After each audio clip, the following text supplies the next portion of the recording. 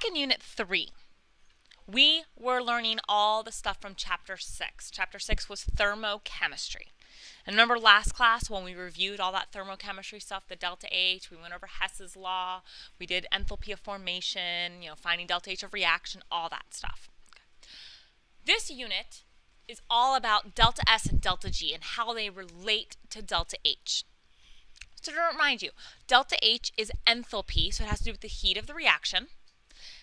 We'll talk about delta S and delta G in a little bit. The three of them together is going to help us figure out if a reaction is thermodynamically favorable or not. And that sounds like this big, scary word, but it's actually not. It's just really, does the reaction want to occur or not? Okay. Your textbook uses the terminology spontaneity, but College Board has actually moved away from that. Okay, and I'll explain why in a little bit. Let me write some stuff down for you. And I think the back of your in-class problems is blank, so if you want to write this down on there, you could if you wanted to.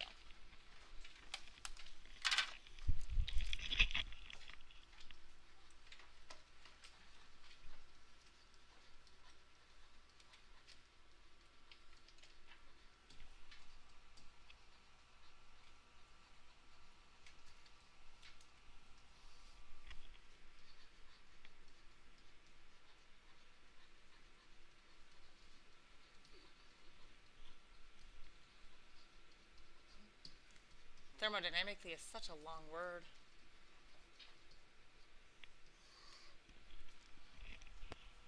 Like I said, your textbook uses the term spontaneous. And it's not wrong to say a reaction is spontaneous, but College Board has moved away from using that term because of a misconception. A lot of people were confusing spontaneity with spontaneous with instantaneous. They were thinking, oh, if it's a reaction that's spontaneous, that means it's going to happen immediately. That is not the case. You can have a reaction that is spontaneous, as in it will occur in the forward direction it wants to occur. It's thermodynamically favorable, but it takes a long time for it to happen. An example of this is hydrogen peroxide. Hydrogen peroxide, you probably have a bottle of it in your medicine cabinet at home.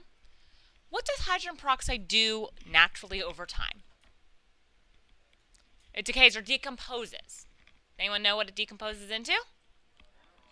Water and oxygen gas.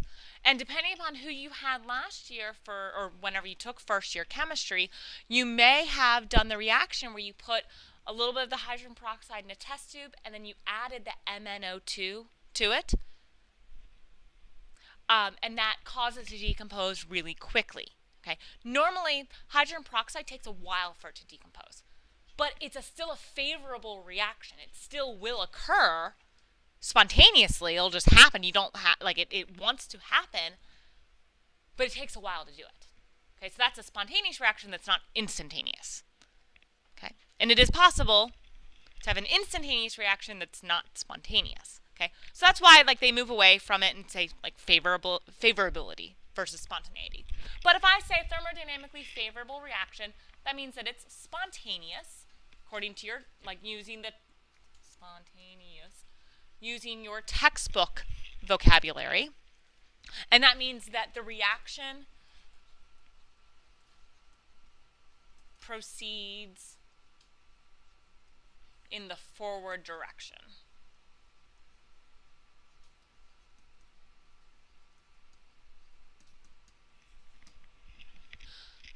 Another place where we've talked about reactions proceeding in the forward direction or favoring one reaction over the other was a couple units ago when we were doing equilibrium. And in terms of equilibrium, what would you describe the K value for thermodynamically favorable reactions?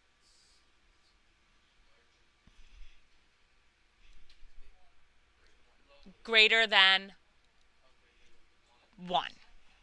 I couldn't hear you, I'm sorry. So for these favorable reactions, K is going to be greater than 1. It's going to proceed in the forward direction. For these non-thermodynamically favorable reactions, your textbook calls those non-spontaneous reactions.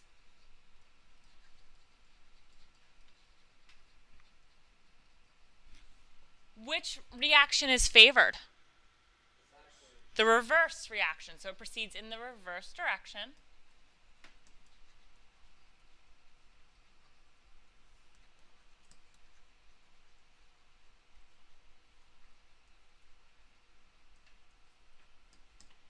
And how would you describe the K value? K is less than 1, relatively small K values. The reactants are favored. Cool? All right, so like I said, everything we're going to be talking about this unit is going to be leading up to this type of stuff, determining if the reaction's favorable or not, and what does that mean about equilibrium. Okay. First, let's talk about delta S. Let's discuss what that means. What does delta S stand for? Starts with an E, which doesn't make any sense. Entropy. So entropy is delta S. So we're going to be doing number 1. Entropy is delta S. We're going to predict, for each of these instances, we're going to predict whether the entropy of the system is increasing, decreasing, or staying the same. We're actually going to give the sign for delta S. You know, if it's increasing, delta S would be positive, yay, math. If it's decreasing, delta S would be negative. And if it's staying the same, then we wouldn't have a change for delta S. In that case, delta S would be 0. Okay? All right. So what does entropy mean? Chaos or disorder. Okay? It's the randomness of the particles. When you have more of a chance of the particles to have a random arrangement, that's a higher amount of entropy. What's the first law of thermodynamics?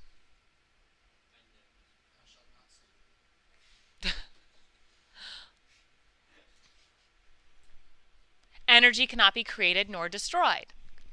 Energy cannot be created nor destroyed. That's the first law of thermodynamics. I think that's a law that you learned back in like elementary school. They just probably didn't say, this is the first law of thermodynamics, because can you imagine a little 4-year-old saying thermodynamics? It would be so adorable. I also understand that 4-year-olds are probably not in elementary school at that point. Can you imagine 4th graders saying thermodynamics? It'd be adorable. Okay. What's the second law of thermodynamics? Energy can't be created nor destroyed is the first law. So what's the second law?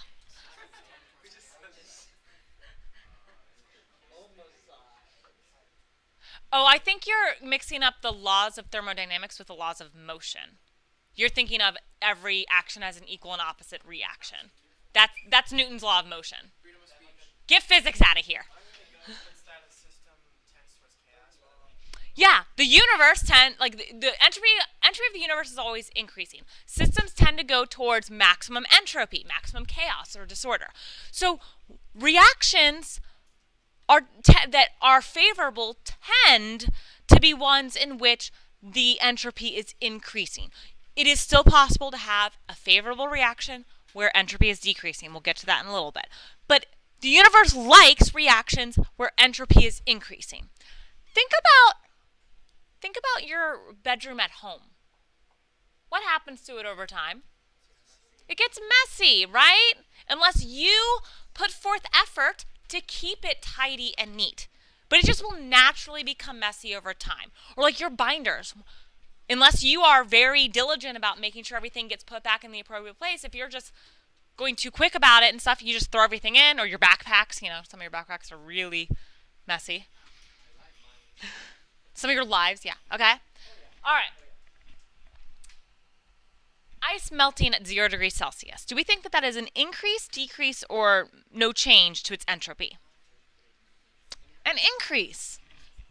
So that would be what sign for delta S? Positive. What? Actually, ice does start to melt at 0 degrees. That's the melting point of ice.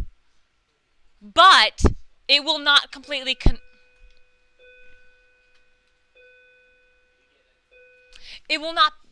convert into liquid water at 0 degrees. It'll be actually you'll have both solid and liquid together in equilibrium at 0 degrees Celsius. All right.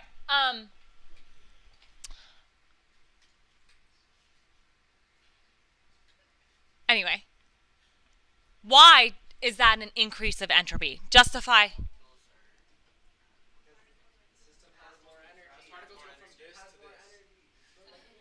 We're not talking about energy here. We're literally talking about the disorder of the particles.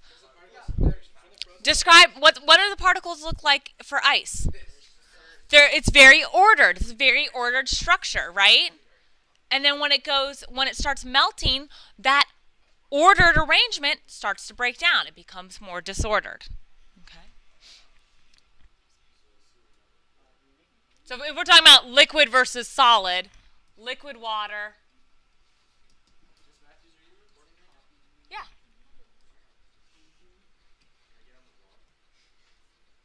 I don't know why I'm saying entropy. It's more disorder.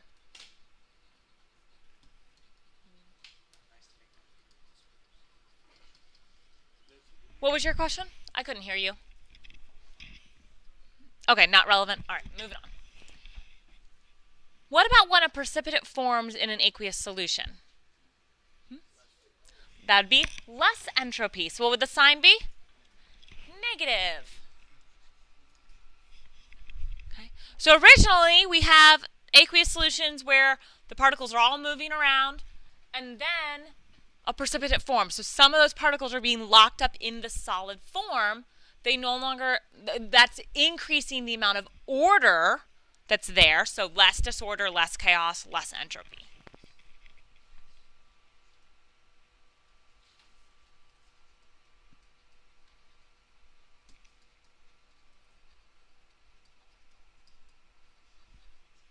What about when we dissolve a solid in water? That increases the entropy. Good. So that'd be a positive delta S. Because the disorder is increasing as you have more possible particle arrangements. Because, for example, like sodium chloride, when you put it in water, it goes from solid sodium chloride to the sodium chloride ions, sodium ions and chloride ions. Now they can move all around all those water molecules, so you've increased the amount of particle arrangements. Okay. I think your textbook talks about like microstates and stuff like that. So.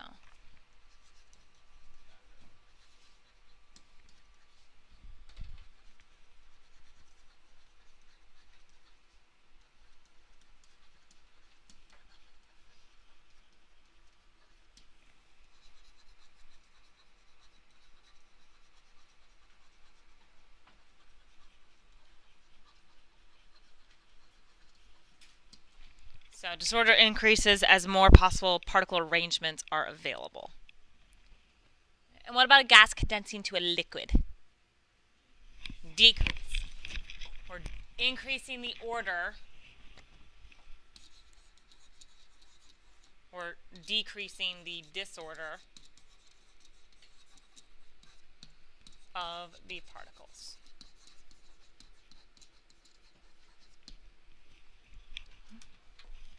So this is all talking really about states of matter here. Okay? So solid, if you're looking at the same substance in the solid, liquid, and gas state, the one that has the most entropy would be the gas state, and the least would be the solid state. Okay, when you have a reaction in which you have like two gases, they react together and they form a liquid and a solid, we're decreasing the entropy during the course of the reaction. Or if it's like two solids react together and they form two gases, that's increasing the entropy. You can also look at the number of moles on each side of the reaction. So say they're all in the same state of matter. We don't have a phase change, so we can't think about the entropy in terms of the particle arrangements, in terms of like their motion. We're going to have to look at literally how many particles are on each side. So let's look at number 2.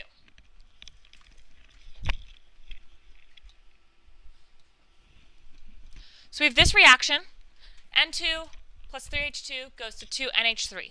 Notice that they're all gases. So we, like I said, we can't look at their states of matter because we don't have a change in the entropy in that case. How many particles are on the left right now? There's 4. So we're going from like 4 particles.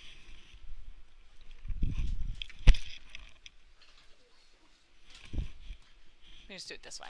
So we have our 4 particles, and they react together, and then they form how many? 2 particles. I'm not even worrying about drawing them appropriately, with the fact that there's diatomics and stuff like that. It's just we have 4 things going down to make 2 things. Which one has more possible arrangements? The left. So what happens to the overall entropy of this reaction? So our prediction for this is that we should have a negative delta S. Well, now we're going to do the calculations to prove that. Okay.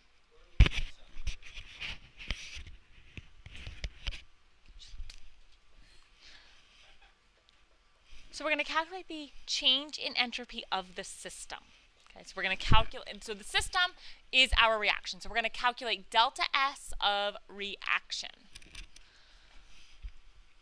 We're going to use a formula that you've used before, though with delta H. This time we're going to use it with delta S. And this is on your formula sheet, so you don't have to worry about memorizing it, but you need to know when you're going to use it. What do you think it is? Yeah, Big Mama equation version 2. It's products minus reactants. So that's going to be equal to the sum of the delta S of the products minus the sum of the delta S of the reactants. So what item do you think you need to use to look up the delta S of the products and reactants? The textbook. So I need you guys to open to Appendix 4. It's the same one we were using last time. Remember, it's at the back of the book. I think it starts on like A19, if that's right.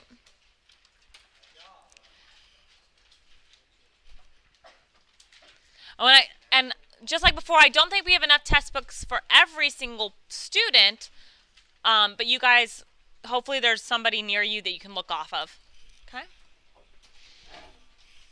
Or if you're choosing not to use your textbook because you're going to look off of somebody else's, give yours to somebody else that isn't, doesn't have one.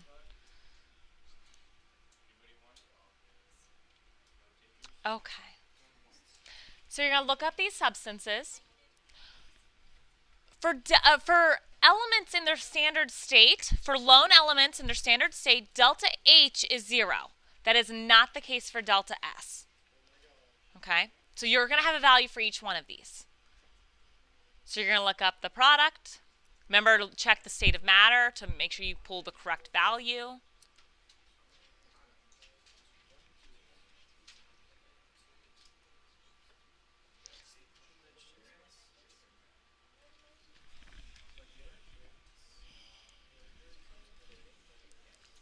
And just a reminder, will you ever have to use this, an appendix like this on a test or AP exam or anything like that?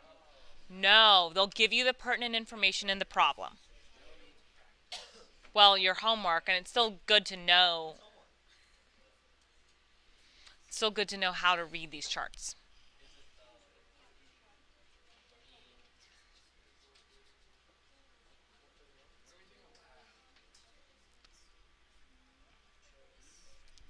So now I've given you guys a chance to start looking up some of these values.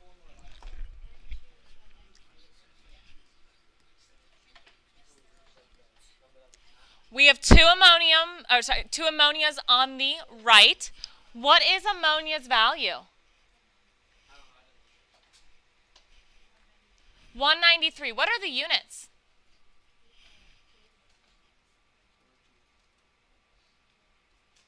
Look at the top of the chart in the gray box. Joules per Kelvin mole. What are the units for delta H and delta H and delta G values? Kilojoules per mole. So just be aware that delta S has different units. That's going to come into play in a little bit. And then we're going to subtract from that the delta S of the reactant. What's N2's delta S?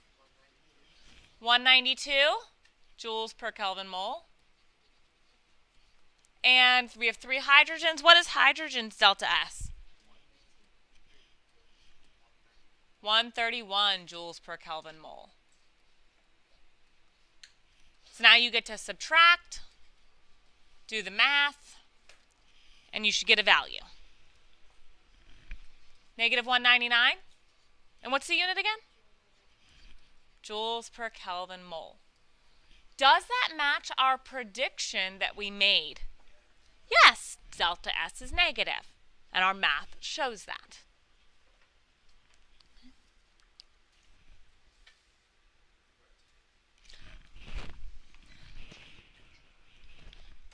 All right, so we just talked about the system. System and reaction can be used interchangeably because when you have a reaction, that is your system. Not all systems are reactions, though, but all reactions are systems. You can have a system where it's just a phase change. In that case, it's not a reaction because that's a physical change. We call that a process, but we do all the math the exact same way. All right, so for the change in entropy of the surroundings, in enthalpy, the amount of energy, say this was enthalpy and it was an exothermic reaction, the system would be losing that amount of energy, and the surroundings would be gaining it. And it's a complete transfer. For entropy, that's not the case, because the universe is always going towards maximum chaos. The entropy of the universe, the entire universe, is always increasing. So because of that, the amount of entropy that is being lost, our system is decreasing in entropy. Our surroundings is not gaining that same amount of entropy. Okay? The surroundings are still gaining entropy, but it's a little bit different. Because you also have to account for enthalpy for that. So the formula for calculating the delta H of the delta S of the surroundings is negative delta H of system over the temperature in Kelvin. You actually, other than this problem right here and maybe like a homework or take-home quiz problem, I am not going to ask you to do a calculation like this. The reason we're doing this is to lead us to a discussion about that we'll eventually get into delta G. Okay?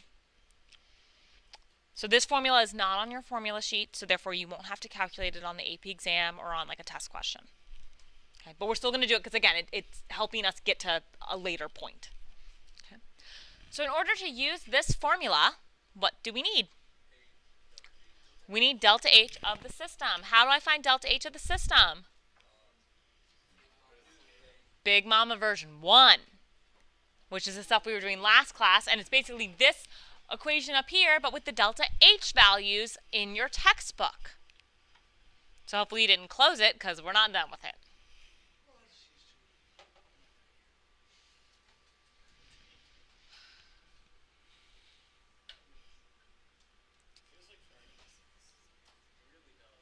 It's the Friday of A-Days.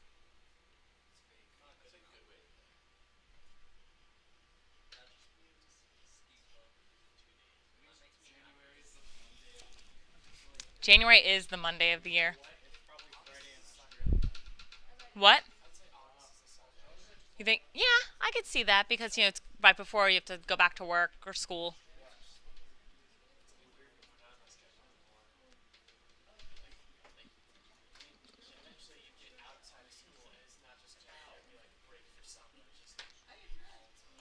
You could become a teacher like me, and then you'll just stay on that schedule forever. I don't really get summers off.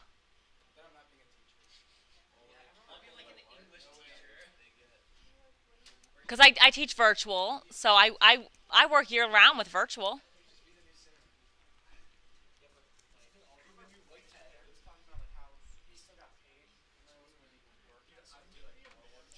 We get we only get paid, our paycheck accounts for our working days, but they divide it among the 12 months.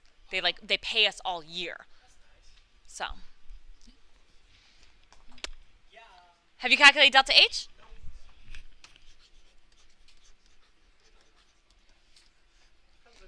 We have 2 ammonias. What is ammonia's delta H value?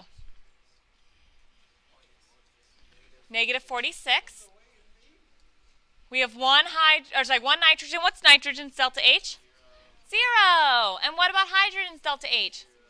0. So what is our delta H of reaction?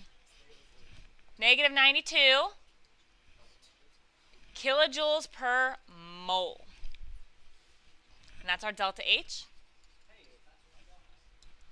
And then we take that, so delta S of surroundings, we do negative 92 kilojoules per mole. And we divide it by the temperature. The temperature has to be in Kelvin. Okay? Has to be the absolute temperature. If you keep it in Celsius, it's not going to be the right value. Also, what type of temperature are you able to have with Celsius that you cannot have with Kelvin? Negative. You can have a negative Celsius, but you cannot have a negative Kelvin. And if we're doing a reaction at a negative Celsius temperature, that negative sign messes with the sign of the overall delta S of surroundings. So not only is the value wrong, but the sign's wrong, and you're just wrong. Okay? So temperature's in Kelvin. What is our temperature in Kelvin? 373 Kelvin.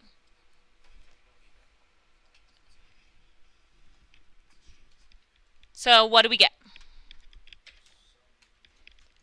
Yes, you get a value with a unit. You get the correct value with the correct unit.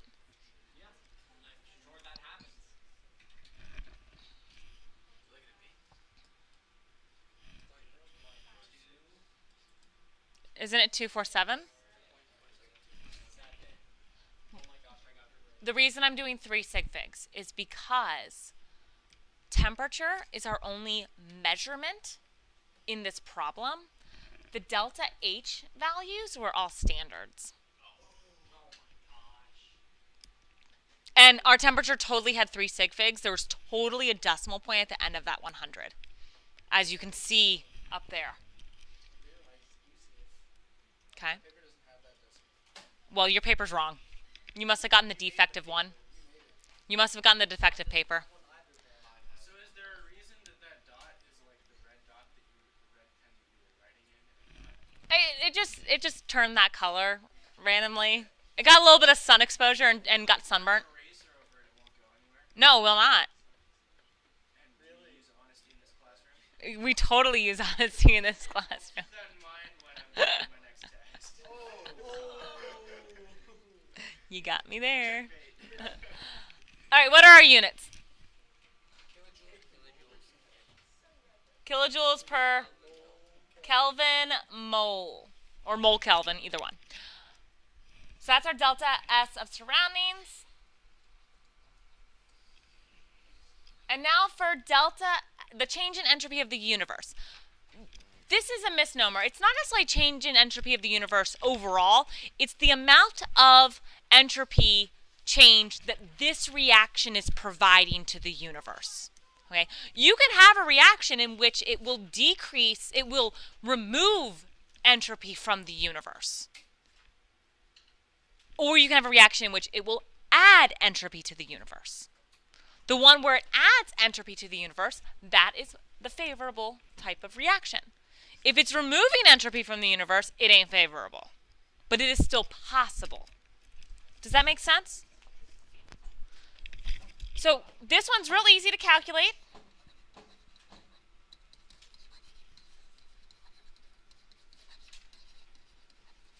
You just add the system to the surroundings.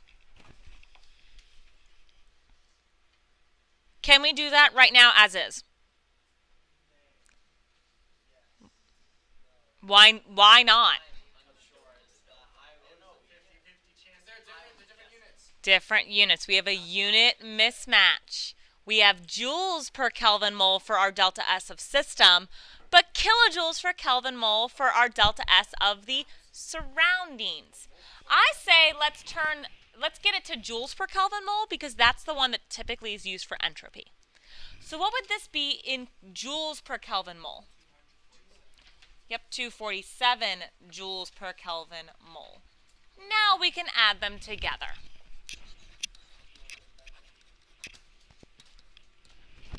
Negative 199. I know I'm right in your way, guys. I'm sorry.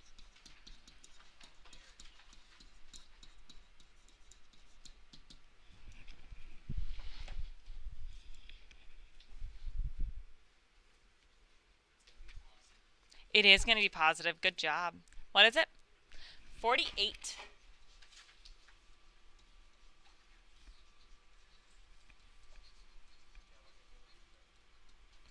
So did this reaction add disorder or take away disorder for the whole universe? It added it. So is this reaction favorable or not? Yes.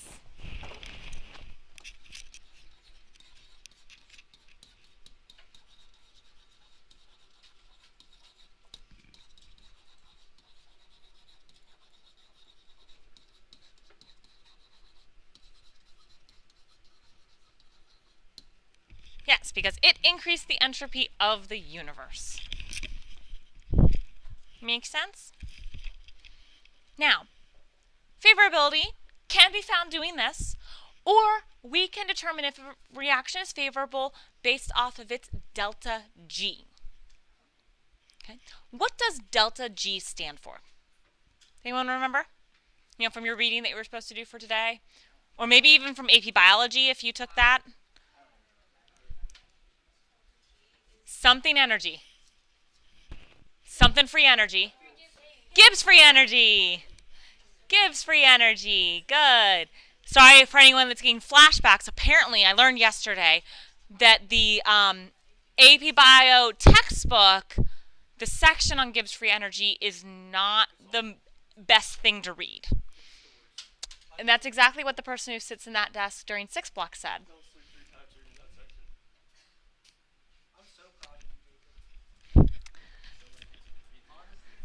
Like, apparently it's really bored. Like, boring. It's really boring. It's so awful. And Pony confirmed that when I mentioned it yesterday. It is so fun. All right, so delta G, Gibbs free energy. This is the most difficult one of our three, you know, delta H, delta S, delta G. It's the one that it's hard to visualize. Like delta H, we know that's heat. Delta S has to do with disorder. Delta G, it's like, what does free energy mean? What it boils down to, bottom line, it tells us if the reaction is going to proceed in the forward direction or not. And it's going to relate to that equilibrium stuff. Like, it's kind of like the Q versus K, but it's another side of it. Will the reaction proceed in the forward direction to reach equilibrium or the reverse direction to reach equilibrium? That's really all it boils down to.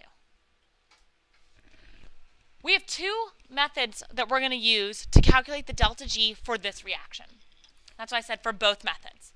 The first method is one that you've already done for both delta H and delta S. It's going to be Big Mama version 3.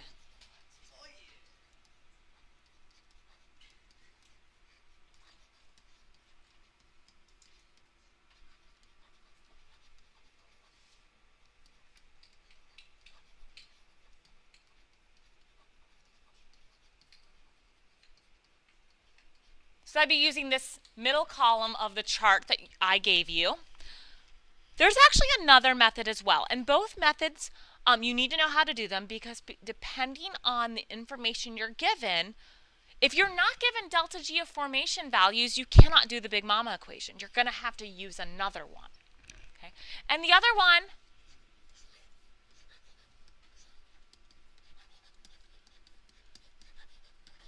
is delta G equals delta H minus T delta S. And I call this the going home to supper equation. There's another acronym for that I also learned.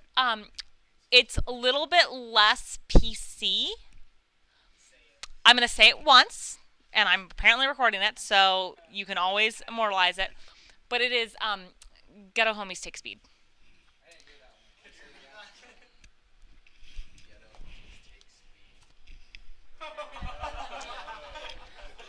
I didn't come up with it. I prefer going home to supper. Thank you for writing down going home to supper on your paper. So, why don't you guys take a moment to do method 1 with the information provided. I'm going to pause it while you do that. So for our first method, we have negative 629, and notice that, again, this is kilojoules per mole, minus, we have 1 times 0 plus 3 halves times 0. And that equals negative 629 kilojoules per mole. Now we're going to do the second method and see that we'll get the same answer. At no point am I ever going to ask you to do both methods. Okay? The point of this exercise is to show you that you have to use what you're given. Okay? And there's multiple approaches to solving for delta G and figuring out if the reaction is favorable or not. Okay? So for the going home to supper equation, we need to know delta H and delta S. So this would be if we did not have this middle column. If we didn't have the delta G's for each individual substance, but we had maybe the delta H's and delta S's, and the temperature, we could figure out the delta G. So for this one, we have to calculate delta H and delta S first. Take a moment, please, to do that. So for delta H, what was your delta H value? Negative 704 kilojoules per mole. And what did you get for delta S?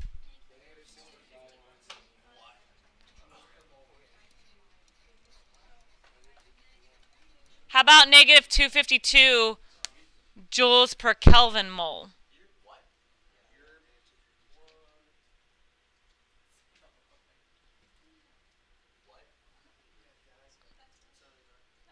I'm right. I'm definitely right. Yes, 100%. Did you multiply the Cl2 by 3 halves? I did it by 2/3. Oh my gosh, unbelievable. All right, now before we can plug this into the delta G equation, the going home to supper equation, we have to do two things. We can't do it. We don't have temperature. What do we have to do first? Yeah, we got to get them to the same unit.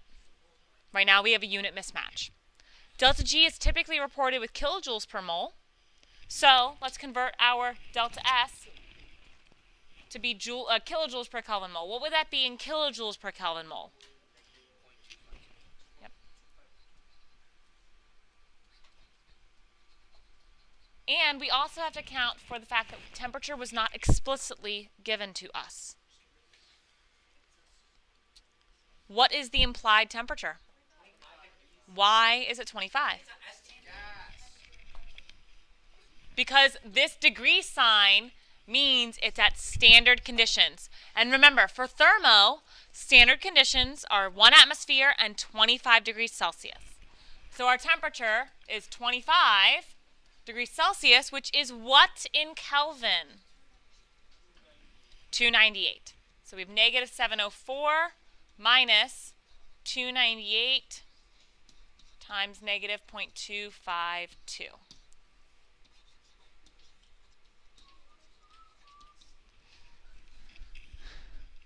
So what value should we get?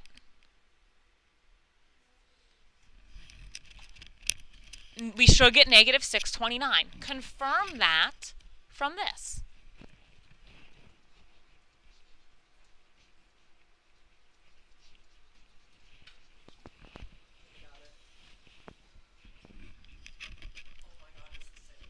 Same value.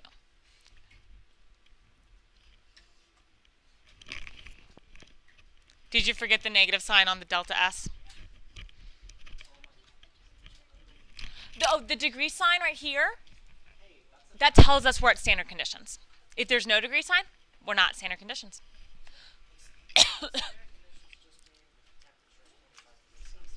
Yep, and 1 atmosphere pressure. But we're not going to really be looking at things where it's not at 1 atmosphere pressure. Not until we get to gas laws. Okay.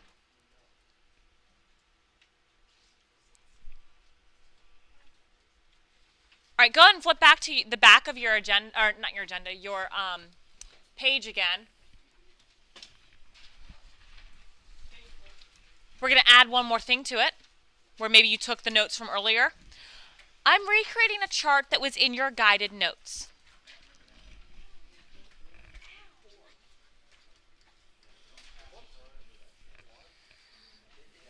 Oh, I remember that chart. I definitely looked at it very well.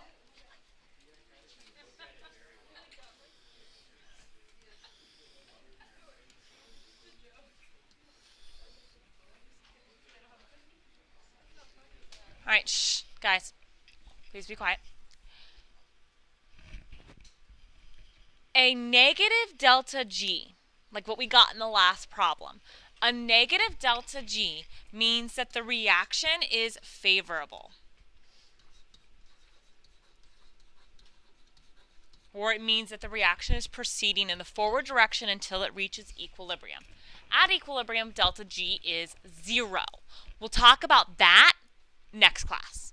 We're going to be doing a lot of discussion about delta G and equilibrium and how the delta G can be used to find the equilibrium constant, vice versa. That's next class. Okay? But if it's a negative delta G, that means it's favorable. That means that the reaction will tend to go in the forward, it'll proceed in the forward direction. It's spontaneous. Remember that term from your textbook. In our example that we just did, no, they were both negative. Okay. The most ideal situation for a reaction to be favorable is one that is exothermic, which would have what sign for delta H? Negative. An exothermic reactions typically are more favorable because we're starting off at a high energy state and ending at a lower energy state. We're releasing energy, and things want to be at a lower energy state if possible. Okay? And a reaction that is increasing the amount of disorder, which would be what sign for delta S? Positive. Like I said, that is the best case scenario. Whenever you have a reaction in which the delta H is negative and the delta S is positive, that reaction will always, always, always be favorable. Delta G will be negative at all temperatures. So favorability relies on three things: the change in enthalpy, the change in entropy, and the temperature. Okay? So when it's negative positive, delta H, delta S, delta G will be negative at all temperatures. Like no matter what, it's going to be negative. Unless the temperature is 0 Kelvin. If that's the case, the world is ended.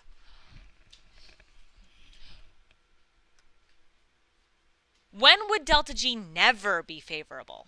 Or when would it never be negative? The opposite, when we have an endothermic process that is decreasing the entropy. This is not favorable at all temperatures. So you can never make that reaction favorable in the direction that it's written, like in the forward direction. The reverse direction would be favorable in all temperatures, though. Okay. So that talks about when delta H and delta S are opposite sides. What about when they're the same? Yes, it is.